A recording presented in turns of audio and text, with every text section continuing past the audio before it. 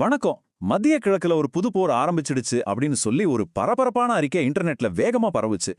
இன்னிக்கே நாம இந்த அறிக்கை உண்மையா பொய்யான்னு ஆராய போறதில்ல. அதுக்கு பதிலா இந்த கதை எப்படி உருவாக்கப்பட்டிருக்கு, அதுல என்னவெல்லாம் சொல்றாங்க, அப்புறம் இந்த மாதிரி சரிபார்க்கப்படாத தகவல்களை நாம ஏன் ரொம்ப கவனமா கையாளணுங்கிறத பத்தி நான் விரிவா பார்க்க போறோம். சரி, வாங்க விஷயத்துக்குள்ள போலாம். உலகில் மற்றொரு போர் தொடங்கிவிட்டது. இதுதான் நாம இன்னைக்கு அலச போற அந்த மூல அறிக்கையோட முதல் வரி. கேட்கவே அதிர்ச்சியா இருக்கு இல்லையா? இந்த ஒரு வரிய வச்சே உலகத்துல ஏதோ பெரிய பிரச்சனை ஆரம்பிச்சிடுச்சுன்னு நம்ம கவனத்தை ஈர்க்கிறாங்க. ஆனா இதுல எவ்வளவு தூரம் உண்மை இருக்கு? இந்த அறிக்கை சொல்ற முக்கியமான விஷயம் என்னன்னா, அமெரிக்காவும் இஸ்ரேலும் ஒன்னா சேர்ந்து ஈரான் மேல ஒரு ராணுவ தாக்குதலை ஆரம்பிச்சிருக்காங்கிறது தான். இது ஏதோ மிரட்டல் இல்ல, ஒரு முழுமையான போர் தொடங்கிடுச்சுன்னு இந்த அறிக்கை ரொம்ப உறுதியா சொல்லுது. இந்த அறிக்கை நடந்ததா சொல்லப்படுற தாக்குதலை ரொம்பவே விரிவா விவரிக்குது.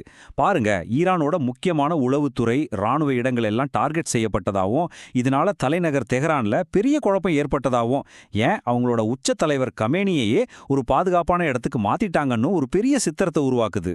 இப்போ ஒரு கதையை சொன்னா மட்டும் போதாது, அதை நம்ப வைக்கணும் இல்லையா? அதுக்கு இந்த அறிக்கை என்ன செய்யுதுன்னு பார்ப்போம். சும்மா தாக்குதல்னு சொல்லாம யார் யார் என்ன செஞ்சாங்க, அந்த ஆபரேஷனுக்கு என்ன பேருன்னு ரொம்ப குறிப்பிட்ட விவரங்களை கொடுக்குது. இதெல்லாம் கேட்கும்போது நிஜமாவே ஒரு பெரிய திட்டம் தீட்டி தாக்குதல் நடத்துற மாதிரியான ஒரு தோற்றத்தை இது உருவாக்குது. இந்த அட்டவணை அந்த கதையோட கட்டமைப்பை இன்னும் தெளிவா காட்டுது. அமெரிக்கா தாக்குதலுக்கு ஆபரேஷன் எபிக் ஃபியூரினும், இஸ்ரேல் தாக்குதலுக்கு ரோரிங் லயன்னும் பேர் வச்சிருக்கிறதா சொல்றாங்க. பதிலுக்கு ஈரானும் உடனே தாக்குதல் நடத்தினதா சொல்றாங்க. இந்த மாதிரி கோட் நேம்ஸ் எல்லாம் பயன்படுத்தும் போது அதுக்கு ஒரு நம்பகத்தன்மை கிடைக்குது பாருங்க. அதுதான் இங்க நடக்குது. எந்த ஒரு நல்ல கதையிலையும் போக போக பதற்றம் அதிகரிக்கணும். அதே மாதிரி தான் இந்த அறிக்கையும் ஆரம்ப தாக்குதலோட நிக்கல. இந்த சண்டை ரொம்ப வேகமா அந்த பகுதி முழுக்க பரவற மாதிரி ஒரு சித்திரத்தை உருவாக்குது. ஈரானோட பதிலடி வெறும் அமெரிக்கா இஸ்ரேலோட நிக்கலன்னு சொல்லி கதையை இன்னும் பெருசாக்குது. கதையோட அடுத்த கட்டமா மத்திய கிழக்குல இருக்கிற அமெரிக்க ராணுவ தளங்களை தாக்குவோன்னு ஈரான் ரொம்ப நாளா சொல்லிட்டு இருந்த மிரட்டலை இப்போ நிஜமாக்கிடுச்சுன்னு இந்த அறிக்கை சொல்லுது. இது சண்டையோட தீவிரத்தை அடுத்த கட்டத்துக்கு கொண்டு போகுது. இந்த கதையை இன்னும் நம்புற மாதிரி ஆக்க இந்த பதிலடி தாக்குதல் இஸ்ரேல் மேல மட்டும் இல்ல, பல அண்டை நாடுகள்ல இருக்கிற அமெரிக்க நலன்களுக்கு எதிராகவும் நடந்ததா சொல்றாங்க. அதாவது பக்ரைன், கத்தார், UAE, குவைட்னு ஒரு பெரிய லிஸ்டே கொடுக்கறாங்க. இதனால இது ஏதோ 2 நாடுகளுக்கு இடையிலான சண்டை இல்ல, ஒரு உலகளாவிய நெருக்கடிங்கிற தோற்றத்தை உருவாக்க முயற்சி பண்றாங்க. இதோட உடனடி விளைவுகளையும் இந்த அறிக்கை சுட்டிக்காட்டுது. நிஜத்துல இருக்கிற விஸ் ஏர், லுஃப்தான்சா மாதிரி விமான நிறுவனங்களோட பேரை சொல்லி மார்ச் 7ஆம் தேதி வரைக்கும் எல்லா சர்வதேச விமானங்களும் ரத்து செய்யப்பட்டதா குறிப்பிடுது. இதுதான் இந்த மாதிரி கதைகள்ல ஒரு சூட்சமா. இந்த மாதிரி சரிபார்க்கக்கூடியது போன்ற சின்ன சின்ன உண்மையான விவரங்களை சேர்க்கும்போது மொத்த கதையுமே உண்மை மாதிரி தெரிய ஆரம்பிக்கும். சரி, அடுத்த பகுதிக்கு போலாம். இந்த அறிக்கை எப்படி ஒரு நம்பகமான பின்னணியை உருவாக்குதுன்னு பார்ப்போம். இந்த பெரிய தாக்குதல் திடீர்னு ஒரு நாள்ல நடக்கல, இதுக்கு பின்னாடி பல சம்பவங்கள் இருக்குன்னு சொல்லி ஒரு காலவரிசையை கொடுக்குது. இந்த காலவரிசையை பாருங்க. கடந்த 1.5 மாசமா பதற்றம் கொஞ்சம் கொஞ்சமா அதிகரிச்ச மாதிரியும், ராஜதந்திர ரீதியா பல விஷயங்கள் நடந்த மாதிரியும், கடைசியா ராணுவம் தயார் நிலையில இருந்த மாதிரியும் ஒரு கதையை உருவாக்குறாங்க. இதையெல்லாம் படிக்கும்போது தாக்குதல் நடக்காம இருக்க வாய்ப்பே இல்ல அப்படிங்கிற மாதிரி ஒரு தோற்றத்தை ஏற்படுத்துது.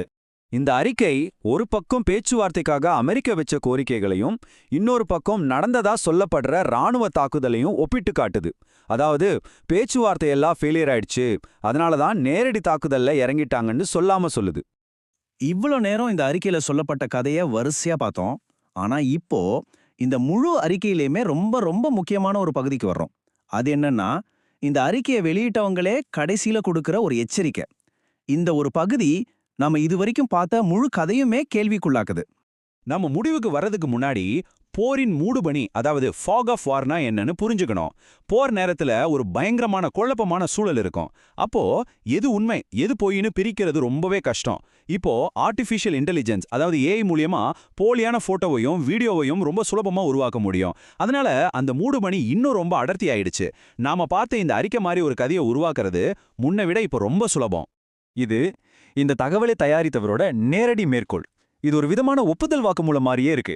அவங்களே என்ன சொல்றாங்கன்னா, AI காலத்துல இந்த மாதிரி செய்திகளையும் படங்களையும் திரும்ப திரும்ப சரி பார்க்கணும், இதோட நம்பகத்தன்மையை எங்களால உறுதிப்படுத்த முடியல அப்படின்னு சொல்றாங்க. வேற வார்த்தையில சொல்லணும்னா, நம்ம இவ்வளோ நேரம் பார்த்த இந்த முழு போர் கதையும் ஒருவேளை முழுக்க முழுக்க பொய்யா இருக்கலான்னு அவங்களே ஒத்துக்கிறாங்க. அப்போ இறுதியா நாம புரிஞ்சிக்க வேண்டிய விஷயம், இந்த போர் நடந்ததா இல்லையாங்கிறது இல்ல. அதுக்கு பதிலா சரிபார்க்கப்படாத ஒரு அறிக்கை கொஞ்ச நேரத்துல உலகம் முழுக்க பரவி நிஜமாவே ஒரு போர் நடக்கிற மாதிரியான தோற்றத்தை உருவாக்க முடியுதுன்னா அதோட சக்தி எவ்வளோ ஆபத்தானது. அடுத்த தடவை நீங்க இந்த மாதிரி ஒரு அதிர்ச்சியான செய்தியை பார்க்கும்போது ஒரு நிமிஷம் யோசிங்க, இது உண்மையா இல்ல நம்மள நம்ப வைக்கிறதுக்காகவே புனையப்பட்ட ஒரு கதையான்னு உங்களை நீங்களே கேட்டுக்கோங்க. இந்த டிஜிட்டல் உலகத்துல இதுதான் நமக்கான மிகப்பெரிய பாதுகாப்பு.